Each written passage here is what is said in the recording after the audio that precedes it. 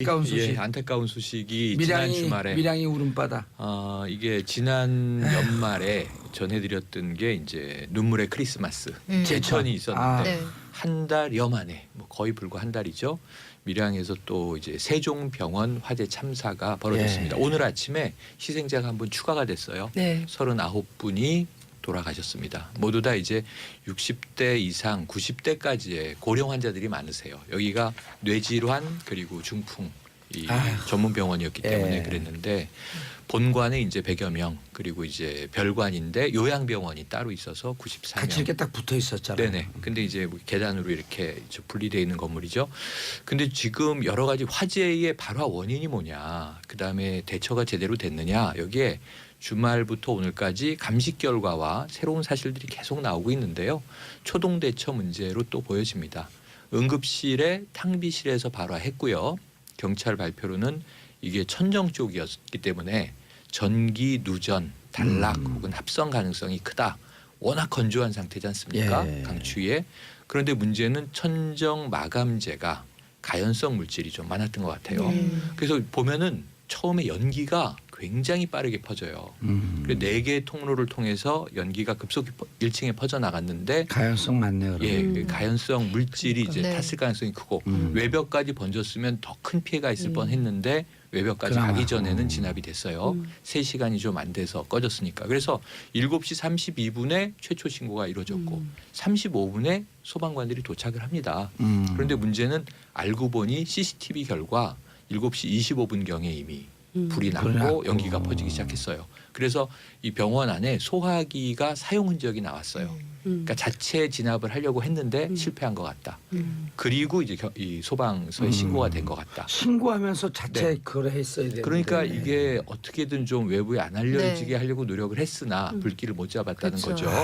그러니까 그거는 좀- 많이 시간, 골든 타임을 또 놓쳤다 이런 거고요. 문제는 더 큰 문제가 법제도적인 허술함이에요. 그렇죠. 맞습니다. 스프링클러가 없었다. 네. 이게 네. 말이 되냐 그랬는데 이 이사장이 인터뷰를 하면서 다음 주부터 설치할 예정이었다. 이게 국민적 공분을 더 일으켰어요. 그런데 왜 그런가 보니까 이 1,500 그 제곱미터부터 설치인데 행정적으로 신고는 1,500이 조금 안 되게 신고를 그렇죠. 합니다. 왜냐면 그거 설치하려면 비용 많이 드니까 네. 그거 안 하려고 편법을 쓰는 거죠. 근데 따지고 보니까 불법 증축을 해서 면적은 넓어요. 넓어졌어요. 그거보다. 네. 그리고 불법 증축이 있었던 거고. 커트라인에 바로 네. 못 미쳐요. 1,400 몇십 제곱미터. 아주 아주 제곱미터 이- 뺐어요. 네. 뭐 이제 50평 미만 그러면 49.1점 네. 그렇죠, 면적 그렇죠. 이런 거랑 네, 비슷한 맞아요. 거잖아요. 근데 그 현장 점검 나가면요 다 잡아내거든요. 네, 네. 2011년에 적발이 돼서 이제 그 벌금도 물고 했는데 벌금 물고 그냥 시정도 대장을 튀기고 받았고. 계속 똑같이 그렇게 해왔다고 버텼던 하더라고요. 거죠. 네. 어쨌든 이런 면에 있어서는 법제도적인 문제가 크다. 이게 이제 그러니까 확인이 제가 된 보기에는 거고. 이게 2009년에 이명박 정부 때 규제 완화가 굉장히 많이 그때 이제 서민 주거 뭐 생활 안정화 해가지고 필로티. 그렇죠. 필로티 필로티 하고 구조, 그다음에 드라이비트 드라이비트 공법을 허락해주고 스프링클러 없어도 되고 뭐 이렇게 했던 네. 것이 결국엔 이게 그 이런 원인이 되는 거예요. 그러니까 그때 이렇게 막 불법적으로 했던 것이 불법도 아니죠. 그러니까 규제를 완화했던 것이 결국에는 지금 화가 돼가지고 이렇게 돌아오는 건데 지금 보면 2015년에 법을 바꿔가지고 그 몇 가지 드라이비트 같은 거는 아예 못 쓰게 만들었어요. 네. 문제는 그 전에 지어진 이 건물들에 대해서 어떻게 할 거냐에 대한 해법이 필요한 것 같아요. 드라이비트는 일견 보게 되면 약간 대리석처럼 보이고요. 그렇죠. 근데 그게 스티로폼이에요. 스티로폼이죠. 스티로폼 압축해 놓은 거기 때문에 확 타는 1층에서 불이 붙으면 5층까지 가는데 말 그대로 삽시간에 번져요. 그리고 스티로폼이니까 얼마나 이게 독성 연기를 그렇죠. 뿜어내겠어요. 그렇죠. 그때 이제 제천 그 복합 스포츠센터 네. 참사 때 우리가 확인했던 건데 그때 드라이비트 쓴 거 아니에요? 이번 세종병원도 같은 이제 이 건자재로 맞습니다. 시공된 건물인데 다행히 외벽은 타지 않았다. 근데 이게 다행이라는 용어를 쓸 수가 없는 게 결과적으로는 사망자가 너무 너무 많기 많죠. 때문에 이게 내부에서만 불이 났지만 1, 2층에서 다수 사망자. 1층 단열재가 그 다 스티로폼으로 돼 있어서 뭐 처음에 불이 붙고 나서는 어떻게 할 방법이 없었다 하더라고요. 그러니까 화재 당일날 그 이사장 인터뷰가 아주 정상적인 규격품을 뭐 마감재로 썼다.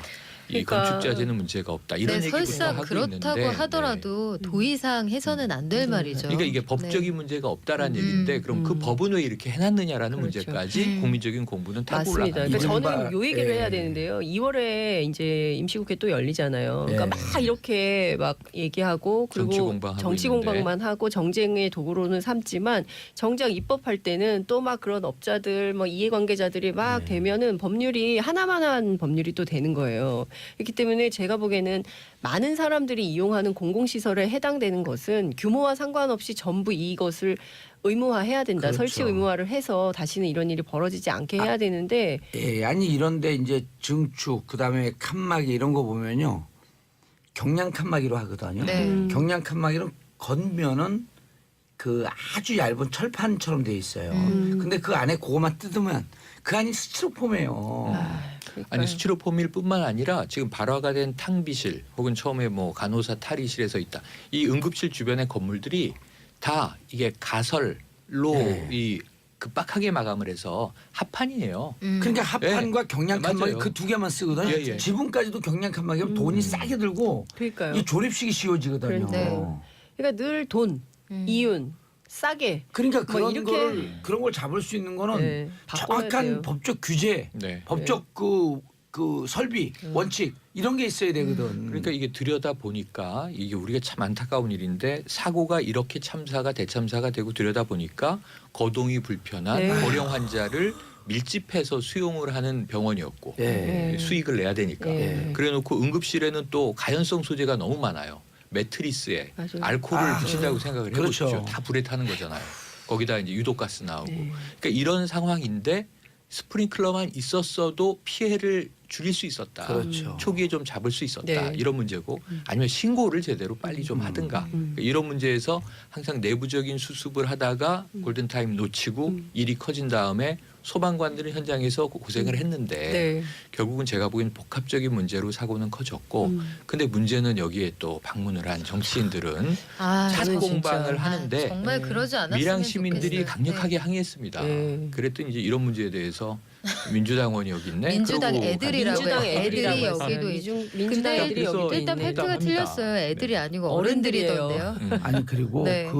그 빨간 이 머플라고 한 그분은 늘 그러려니 하는데 또 민주당원들도 거기 갖고 사진 찍어갖고 페이스북에 올리고 그랬어요. 뭐 그러니까요. 여야 불문 이게- 정치인들의 밀양 슬픈 화재 사건 말씀 나누고 네, 있었던 중인데 아까 아까 끊어진 정치인들 거 세 분의 이름 정치인들은 좀 언급하고 싶지가 않고요. 예. 세 분의 이름을 우리가 꼭 불러드려야 됩니다. 이분들 의인인데요. 의료진 세 분이 사망했습니다.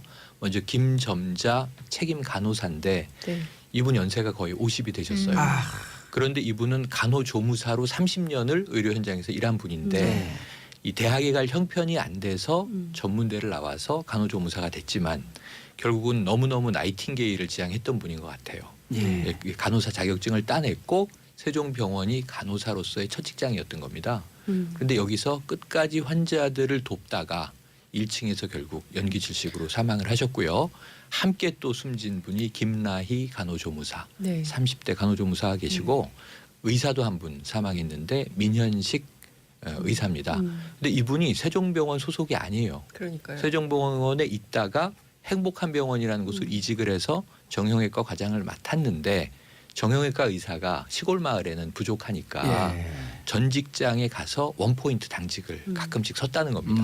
이날도 이 소속이 아니지만 당직을 쓰고 마지막까지 소화기를 손에서 놓지 못했다. 아휴. 그래서 이 세 분은 우리가 앞으로 꼭 기억해야 할 분들입니다. 그 30대 간호조무사는 김나희. 이제 그 아이가 없어가지고 이제 건강을 좀 찾아서 아이를 오래 가지려고 했었대요. 네, 네. 그것도 안 되고 그래서 37세. 예, 마지막에 예. 남편한테 통화를 했다는 얘기가 참 애절하더라고요. 김점자 이 간호사는 그 어머니의 육성 증언이 환자와 결혼을 했고 우리 딸은 예. 그리고 이 어르신들을 사랑하려고 굉장히 부단히 노력했다. 그러니까 노인병원에서 그렇게 일을 했고 끝까지 빠져나올 수 있었지만 현장을 떠나지 못했던 거겠죠. 아휴. 전 진짜, 정치인들이 좀 예. 이런 사실을 직시하고 무엇이 중요한 것인지를 좀 네. 배워야 한다고 생각합니다. 정치를 잘못하면 이렇게 국민들이 직접적인 피해를 보는 거예요. 그렇습니다. 그러니까 정치를 자꾸만 머리로 하려고 하지 말고 심장으로 하려고 노력을 해야 되는데 자꾸 머리들로 수를 계산하니까 이런 희생자들이 나오는 거예요. 이게 그 삼풍백화점도 불법 중개 측이 원인이 됐었거든요. 맞아요. 근데 그때 관련자들 제대로 처벌받지 않았어요. 맞아요. 굉장히 솜방망이 처벌이었고 네. 지금 정치인들이 가서 되게 뭘 잘해주길 바라지도 않고 불난 집에 부채질만 하지 않았으면 싶은 게 지금 이 밀양이라는 도시 굉장히 작은 곳이라서 사망자들 전체가 다 지금 장례를 치르지도 못하고 있대요. 영안실이 예. 부족해서. 아, 이런 상황인데 거기에 가서 그런 막말들을 하는 건 그 인륜에 반하는 일이죠. 그러니까 한 달이 걸리면 다 아는 사람이고 다 친척이고 이런 거 맞아요. 워낙 작은 도시니까 예. 그래서 그 도시 전체가 그러니까 뭐 이를테면은 뭐 노래방 뭐 이런 데 있잖아요. 이런 데는 아예 문도 닫고 영업도 못 하고 예. 도시 그런 전체가 분위기더라고요. 상주인 거나 예, 다름이 맞아요. 없죠. 그렇죠. 예. 제천이나 뭐 그렇습니다. 다 마찬가지로. 제천이 29분 희생됐었잖아요. 그때. 맞아요. 예. 그런데 그 이렇게 그 TV 나오는데 그 이렇게 안내 표지판에 전도연 거리 그런 표지판이 나오는데 아우 더 네, 짠하더라고. 짠하죠. 얼마 전에 그 몇 년 수년 전에 네. 밀양이라고 하는 영화가 나왔었잖아요. 그렇죠.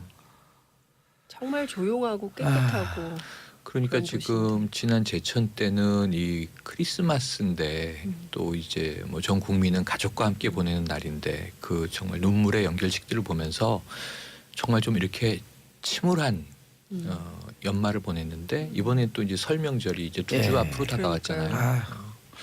아니 그런데 그 홍준표 대표가 거기서도 뭐 그런 막말을 했지만 설 전에 또 화재난다 이렇게 아, 그런 얘기죠. 저는요 그건 참- 정말 그 무슨 마음으로 정치를 하는지 아니 화재 점검을 묻고 하라고 싶어요. 자기가 했다는 거예요. 근데 네. 안에서 이 문제가 생겨.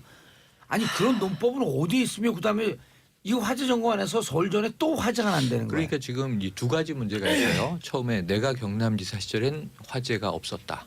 근데 화재가 있으니까 네. 인명 피해가 없었다. 인명 피해도 많이 있었어요. 네, 전국 세 번째로 그러니까 화재가 이 많았죠. 지금 이 지사 직무대행이잖아요. 네. 이 처벌해야 한다. 음. 이 본인이 사실은 사퇴하면서 그렇죠. 이 사퇴 시점을 보궐선거를 미뤄서 못하게 만들어서 지금 직무대리 네. 형태로 6월 지방선거까지 가야 되잖아요. 그렇습니다. 그러니까 어찌 보면 이게 정말 저는 정치인이 자기가 일말의 책임이 없어도 가면 저는 고개 숙이고 직업윤리만도 있었으면 네, 좋겠어요. 죄송합니다. 직업윤리. 예. 국민 여러분 사죄드립니다 해야 예. 되는 건데 어떻게 이렇게 남 탓을 많이 하시는지 그러니까 저는 깜짝깜짝 놀랍니다. 정말 그 국민들께서 이번에 야 정말 너무하다. 저 정도일 줄이야 이러셨을 것 같아요. 어떻게 그렇게 악담할 수는 없는 거죠. 아니 근데 이제 그 그리고 그런 사고 앞에 그 어떻게 여야가 있습니까? 당 떠나갖고 그 자유한국당 지지하는 분들은 진짜 뭐라고 얘기해도 지지율이 안 빠지는데 지지하는 분들은 내 정도 이렇게 돼야 되거든요. 지지뿐만 아니라 네. 내가 지지하는 정당에 채찍이 돼야 돼요 동시에. 비판을 해야죠. 비판을 하고 견제를 해줘야 견제하고 되거든요. 감시도 하고 예. 그래야 성장하는 거죠. 그러니까 그런 10몇 프로의 지지가 항상 있으니까 그런 오만한 얘기를 해도 심장에 전혀 거리낌을 받지 않는 거예요. 참 답답합니다. 아휴, 자 다음 이슈 일본에서 가상화폐 해킹 사건이 자 그런데 청와대 대변인 발표 났군요. 김우겸 전 한겨레 신문 선임 기자 내정되었다. 네. 네. 아 김우겸 최순실 게이트 파헤친 기자인데요. 맞아요. 그렇죠. 예. 처음 우리나라 언론에서 처음으로 신문 일면에 최순실이라는 이름을 올린 기자죠. 예. 그리고 2달 동안 계속 썼고요. 사실상 그렇죠. 이 게이트를 시작한 출발점에 있었던 분인데 청와대 김우겸 가셨네요. 기자는 이제 고대 82학번 법대인가요? 법대인지 모르겠는데 고대 모르겠어요. 82학번이고 학생운동을 하고 감옥을 갔다 와서 네. 저와 함께 이제 전민련 예. 전국 민족 민주운동에 제가 아, 이제 같이 하셨어요? 차장일 때 편집실 네, 예. 저 다른 사회국인가 어디 있었어요. 네. 근데 막 급해갖고 기사를 쓰라 그랬더니 네.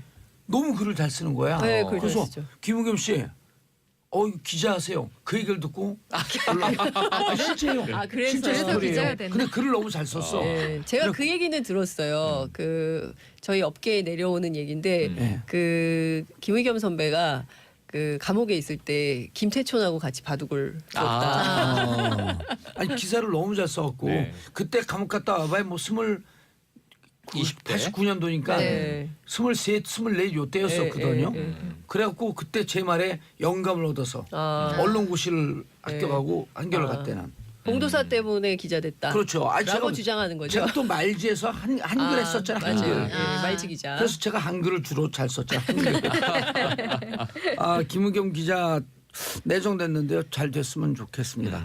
한겨레 신문은 그때 막 그 회사에다 얘기하지 않고 대변인 내정됐다고 그런 기사 나가고 네. 바로 한겨레 신문을 사직했죠. 맞아요. 바로 사직한 것은 아니고요. 네. 이제 당시에 논란이 좀 됐고 후배들이 그래도 우리가 이렇게 하면 안 되는 거 원치 아니냐라는 않았죠. 후배들이 좀 비판이 있어서 예. 있다가 제가 알기로 문화부 뭐 이렇게 좀 계시다가 그러다가 얼마 안 있어서 그만두신 걸로 알고 있습니다. 예. 김우겸 기자는 이렇게 숫자석에 앉으면 제 말의 양은 제 50분의 1을 해요. 여기는 오로지 글로서만 얘기하는 사람이에요. 근데 대변인은 말을 많이 해야 되는데. 아니 근데 이제 말이 묵직하죠. 네.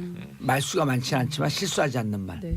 아마 청와대 기자들이 일하기는 좋을 거예요. 왜냐하면 대변인이 사실 기자하고 똑같이 일을 해야 돼요. 그렇죠. 취재를 네. 해서 청와대 내부를 취재를 해서 얘기를 해줘서 팩트를 팩트 전해주고. 체킹을 네. 해주고 그 다음에 그걸 가지고 사실상 뭐라 그래야 될까 그 대변인이 어떻게 브리핑하느냐 그리고 어떤 각으로 어떻게 그렇지. 논점을 잡아주느냐에 따라서 기사 많이 쓰기가 달라져요. 편해지는 예. 거죠. 예. 그리고 또 취재하기도 쉽고요.